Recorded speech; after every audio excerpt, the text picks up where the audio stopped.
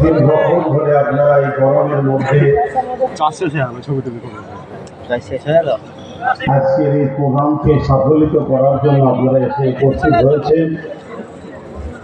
তাই 15 মিনিট ভর্তি করার সময় আছে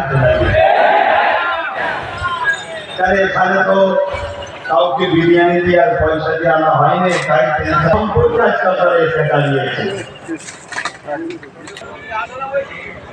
আমরা নিন্দা শুধু জানাই,